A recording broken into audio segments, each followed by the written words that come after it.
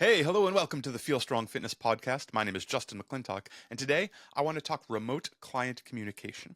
I just got off of a call with a number of fellow coaches. This was one of the main topics we talked about, and especially how difficult it can sometimes be to communicate with remote clients really effectively. Let's clarify our terms here. For remote clients, we mean we are delivering a program, a workout, a system. The client does the workout on their own time. So not in person, not live over camera or Zoom or something like that. They do it on their own time and then deliver the results and the feedback. The coach gets it, adapts, and moves forward. So there's a time lag there. And remote programming works great for lots of people. It doesn't work great for everybody, but there's a number of different types of people it works well for. But several of my fellow coaches were expressing that they found it especially challenging to really effectively communicate with their remote clients. More than one person brought up feeling like they didn't understand how this person was doing.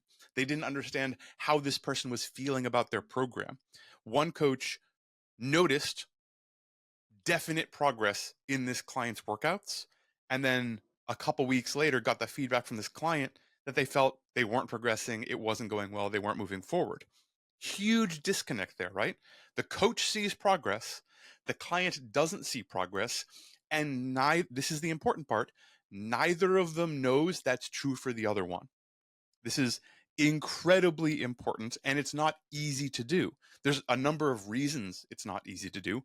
One, because it's not live, right? You don't have all of the cues and all of the signals that really help us see how people are feeling and doing.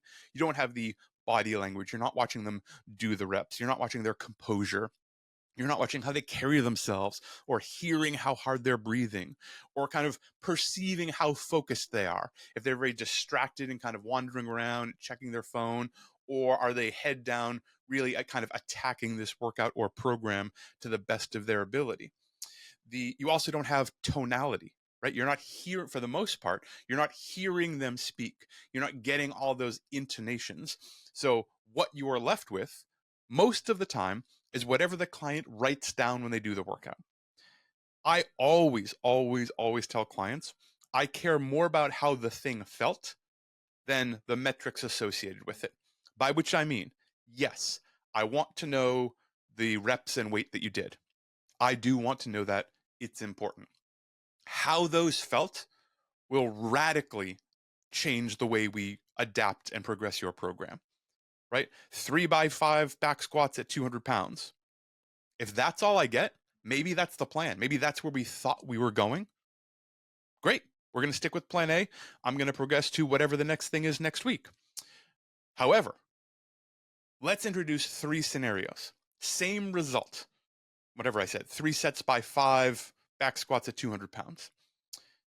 If I also get the comment, felt strong as a lion, could have definitely put more weight on if I had time, I feel amazing, I could run through a brick wall. That's client feedback number one. Client feedback number two.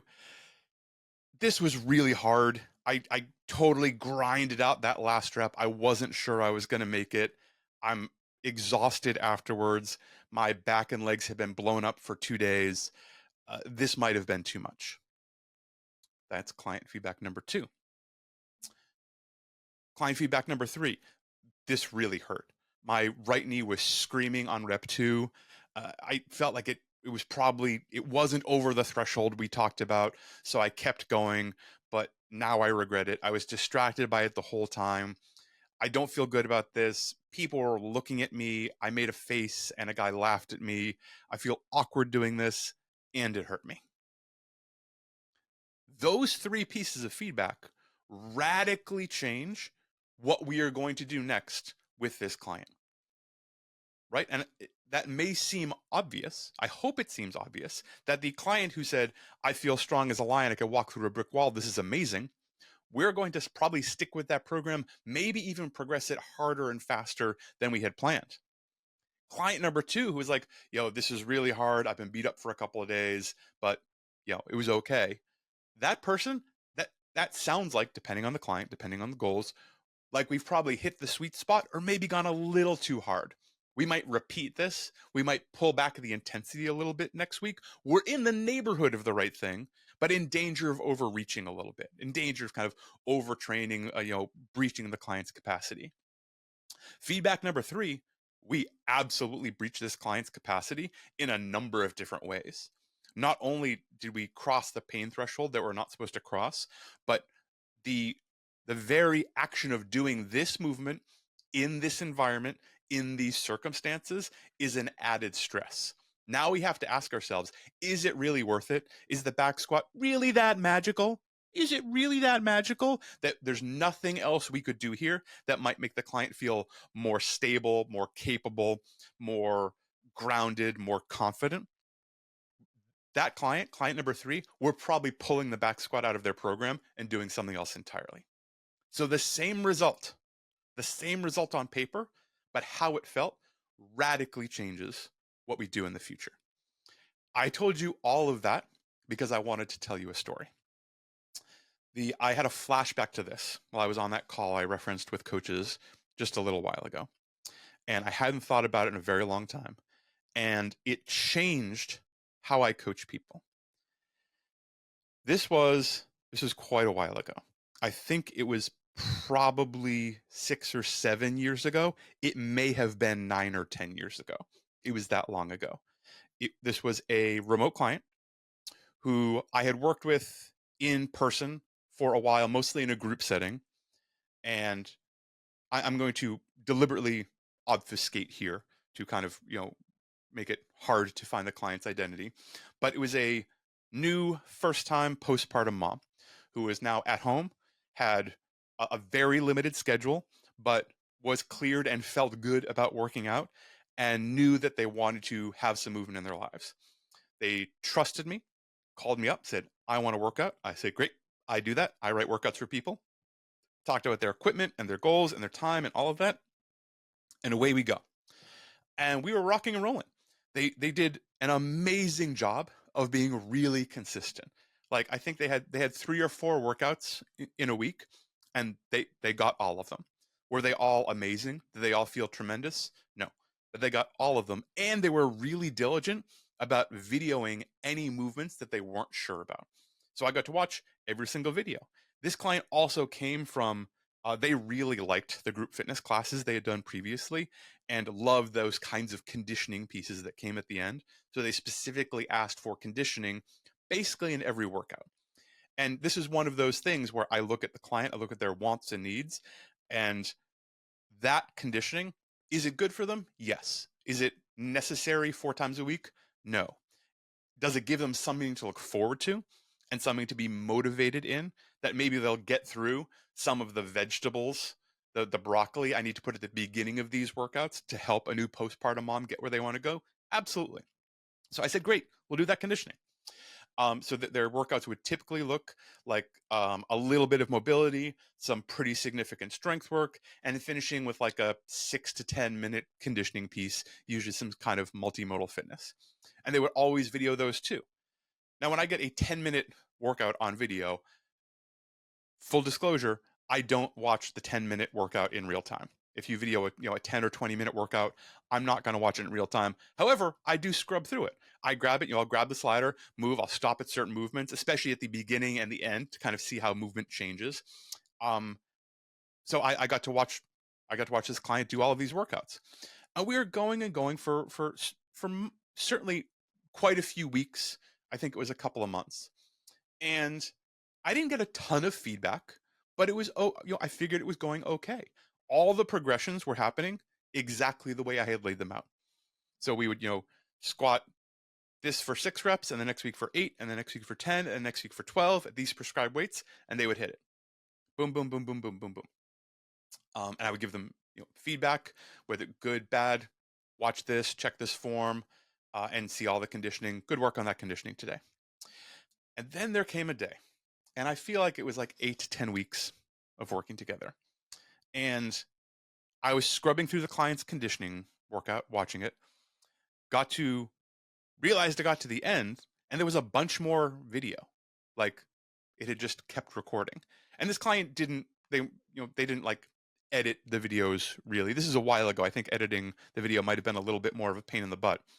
But you would see them like set the phone up, walk over to the dumbbells, and get to work. Totally fine, no problem. After the workout, they would walk over to the phone, press the stop button, and I would get all of that video.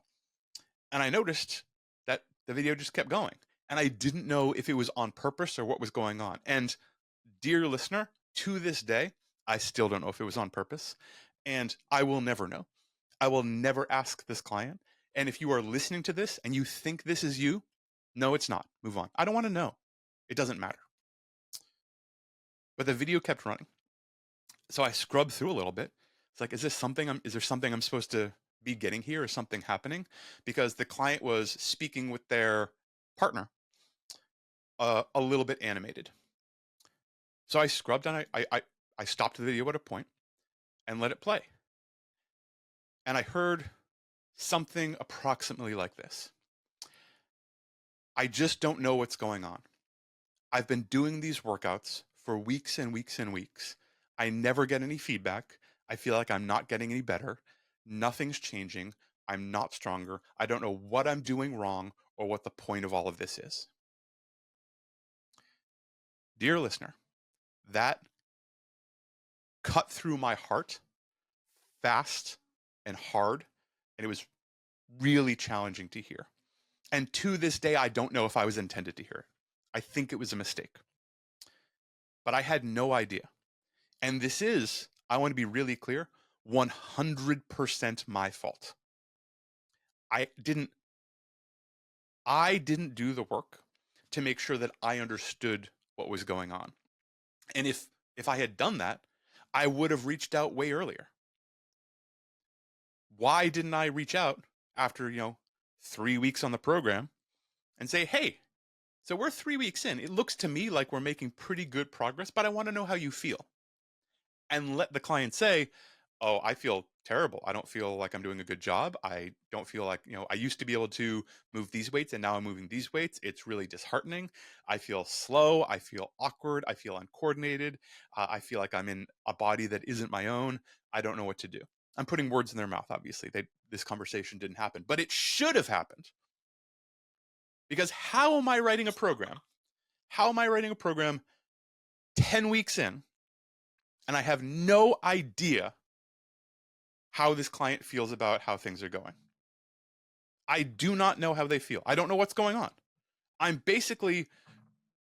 essentially driving blind and assuming that the plan I came up with on week 1 is still 100% perfect and intact. Laughable. Absolutely laughable.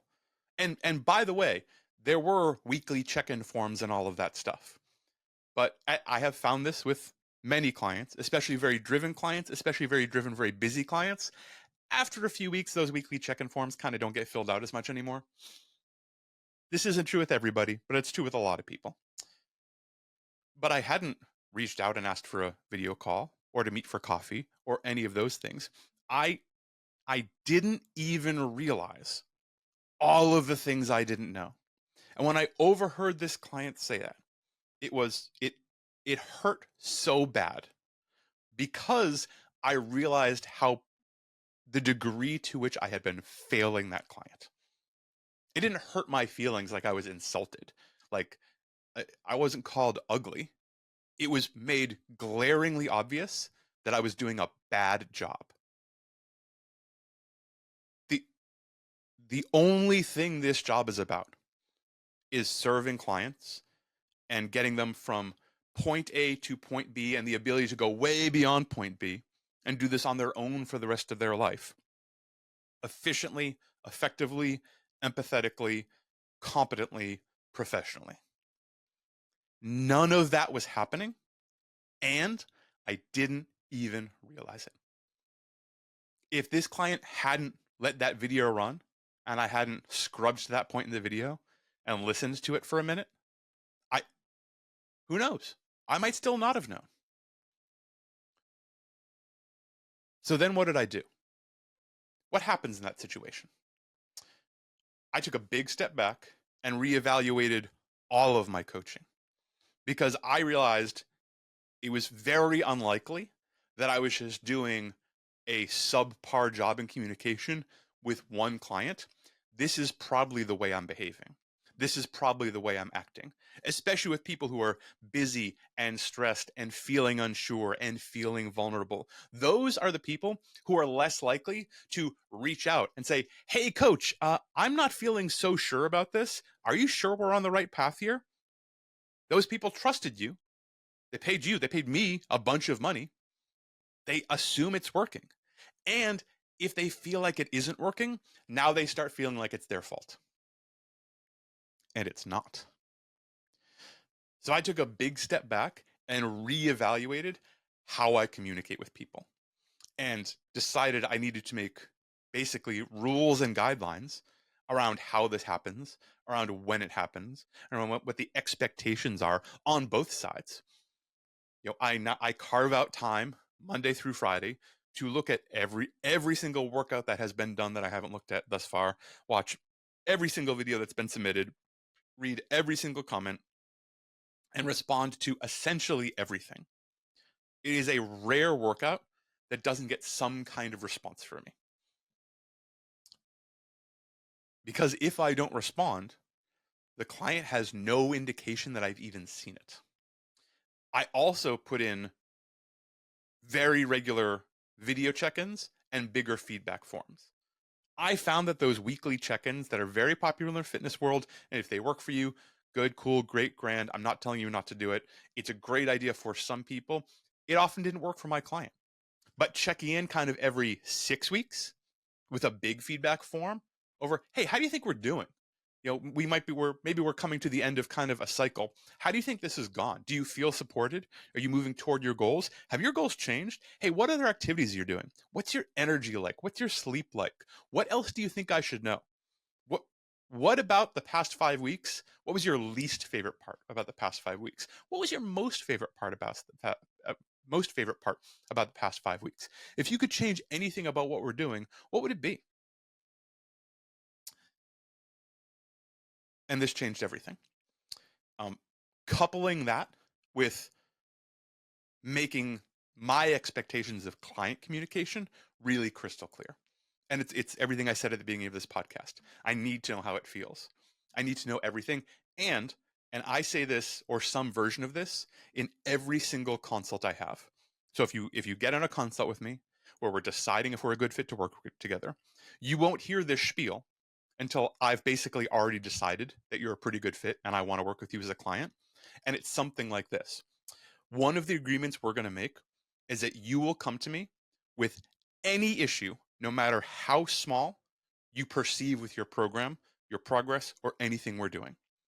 Yes, I love the good stuff. I love hearing, I haven't thought about my knee in 6 weeks. It's amazing. I didn't think I'd be able to lift this ever again.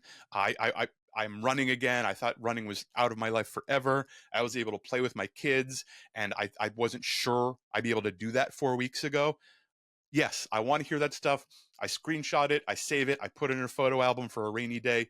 Yes, I love that stuff. The bad stuff is actually more helpful.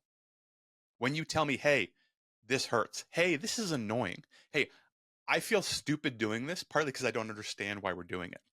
Hey, I've been working really hard and I feel like I'm not making any progress. Can you give me a heads up? Do you perceive progress? Because this sucks and I feel like it's not working. All of those things, that's what I really want to hear. That's where the good stuff is, because now you're being honest and you're being transparent, you're being vulnerable. It's not easy. That's one of the reasons I bring these up in a consult, is because what I'm asking for isn't easy. It can feel hard. And I make it really clear to clients, you cannot hurt my feelings talking about programming or workouts. The point of this whole thing, this one-on-one custom hyper individualization, is to serve you and give you exactly the right thing. And if you feel like you're not getting the right thing, I want to know. And perhaps my response will be, "Oh, yeah, I know that's awkward and a little irritating, and that's to be expected. This is why we're doing it, and this is why we're going to keep doing it. Thank you for the feedback." And it's not that I want it to be irritating, but that's part of this process. But the response might also be, "Oh, there's 8 other things we could do that aren't this awkward, uncomfortable, embarrassing, annoying movement. We can do 8 other things. We're just going to swap it out. Oh, you don't see progress? I do. Here's the indications I see of progress. Let me go do a deep dive on the past, whatever, 8, 12, 16 weeks, come back with some numbers, and make sure that I can stand behind this because I want to show you where we've come from and where we are now and where we're going. And even if all that is true, maybe what I'm seeing as progress isn't the progress you feel like you want to make. Maybe there's a metric that you're kind of hyper fixated on that I am not fixated on, or maybe not fixated on at all, not even noticing. And that's your issue, right? You're getting stronger, you have more reps, you're doing new movements, you're unlocking new skills, and you're like, yeah, but my arms are the same size. If we hadn't talked about that being a big, an important issue for you, I probably wouldn't know. So getting to the bottom of those things that are really challenging to talk about, but hearing the bad stuff from clients and exhorting them to give me all the things that they're uncomfortable with was a game changer for coaching. It, one, let me be completely non-defensive and completely open to any kind of quote unquote criticism because now it's just information, right? This isn't my personality is not the workout, right? I didn't invent the back squat. If you don't like doing a back squat, it doesn't, inherently hurt my soul or make me feel like less of a human being. So tell me, hey, I hate doing this. It's awkward. It's stupid. And there's many movements like this, by the way. Back squat often isn't it. I've had plenty of people who like, hey, I don't want to jump on a box in this gym. I don't like the way I feel or my body looks when I jump on things. And I feel like people look at me funny. That may or may not be true. It's a fine reason not to jump on a box in a gym. There's other things we can do. Hey, yeah, I like hip thrusts and all, but there's this like bro squad who hangs out near the squat racks, and they just kind of stare at me doing hip thrusts. And I, until I can change the time or change the gym, I don't want to do these here. I don't really feel safe or comfortable. Great, that's a good reason to not do hip thrusts. There's lots of other stuff we can do that aren't hip thrusts. Being open to this kind of communication and essentially demanding it from people. I want to know the bad stuff. I want to know the uncomfortable stuff.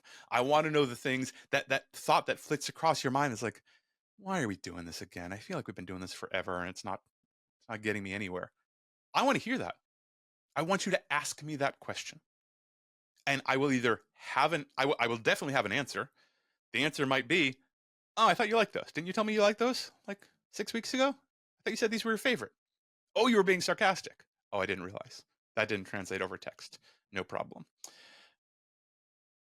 I also, small note, have started doing more and more feedback where clients can hear my voice.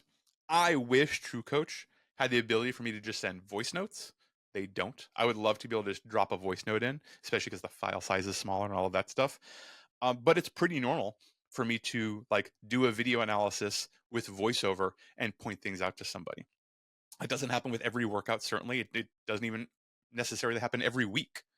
With all of my clients, but inserting times where they can see my face, where they can hear my voice, where we can make that connection and really dig down into what's important and how they're feeling is really, really, really important. Also, maybe the last thing, that story I told you is embarrassing. I was embarrassed when it happened.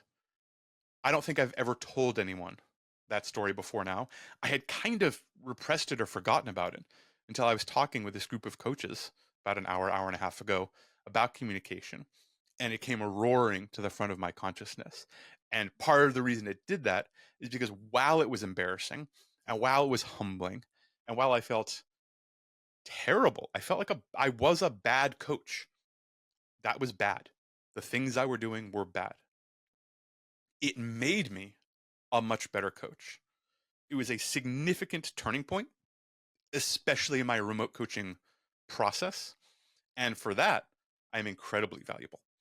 If that hadn't happened, I don't think I would be as effective as I am now. However effective that is, I would be less effective if that hadn't happened, which is another example of kind of seeking out those bad things and being open to the challenging stuff and the hard stuff to hear and the quote unquote bad stuff being where opportunity lives and letting it change you, letting it guide you, letting it be the thing that lets you grow and change and spark and get better. I can't undo the bad stuff I did before.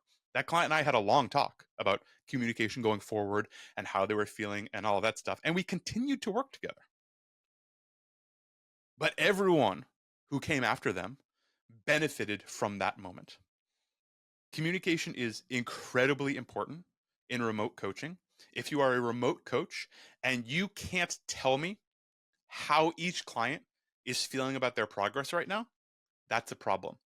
You need to ask the question. Ask the hard questions. It doesn't have to be tricky. It doesn't have to be a weekly check-in form. It doesn't have to be, a smiley face grade. Ask the question.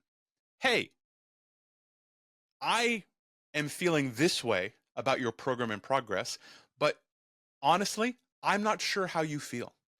Would you tell me some stuff about how you think we're doing, how you feel you're progressing, what the worst part of your program is, what you feel like is missing? If you could change anything, what would it be? And be ready to hear some stuff. Be ready to hear some things that may change the way you work together and or may mean you can no longer work with this client. If they say, yeah, I was expecting, you know, way more communication and hand holding and the ability to call you 24/7. And when I'm working out, I'd be able to just say, hey, jump on Instagram Live. I need you to watch 3 reps of my squat at 7 p.m. on a Wednesday night. That's what I thought I was getting. And if that's not what you deliver, then you apologize that they thought that. And if they truly need that, if you can't show them that if it's true, if you believe it's true that they need that, and or you can't explain to them why they don't need that, it may be time to end that relationship. And that's not easy either. Being open to the challenging stuff and open to this communication will make you a vastly better coach. It will make you a better person, friend, spouse, partner, colleague, but it's not easy. I think that's what I have to say about communication, my friends. Thank you for listening to the story. I'm excited to see what the feedback is from this episode. My name is Justin McClintock. Feel strong.